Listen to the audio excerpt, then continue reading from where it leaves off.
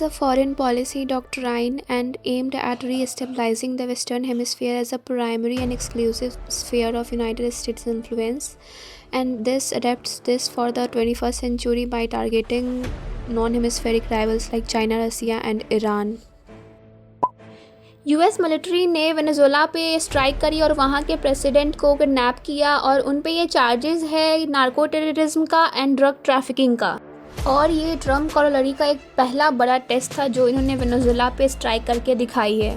Trump ने साफ कहा है कि यूएस अब वेनेजुएला को रन करेगा ताकि वहाँ के ऑयल इंफ्रास्ट्रक्चर को यूएस कंपनीज़ के जरिए ठीक किया जा सके।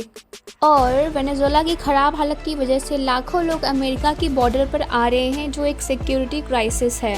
ट्रम्प ने इस ऑपरेशन को बॉर्डर सिक्योरिटी से जोड़ते हुए कहा कि मादुरो को हटाने से रीजन में स्टेबिलिटी आएगी और माइग्रेशन कम होगा।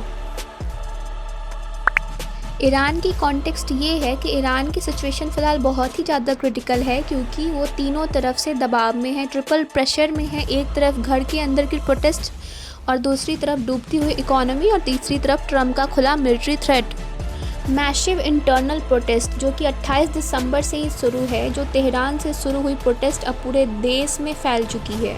इसमें ट्रम्प ने लिखा है कि अगर ईरानियन गवर्नमेंट ने प्रोटेस्टर को मारा तो अमेरिका उन्हें बचाने के लिए रेस्क्यू मिशन भेजेगा।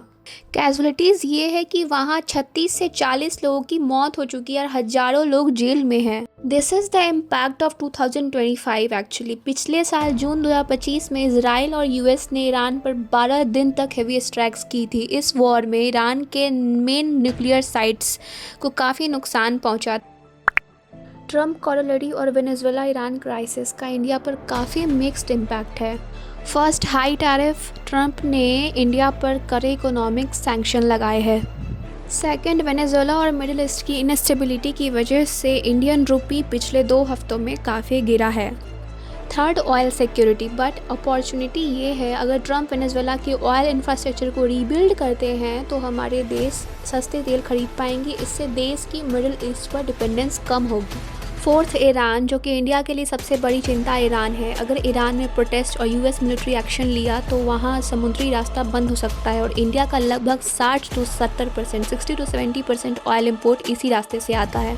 अगर ये बंद हुआ तो इंडिया में पेट्रोल डीजल का दाम ₹150 पर लीटर तक भी जा सकता है।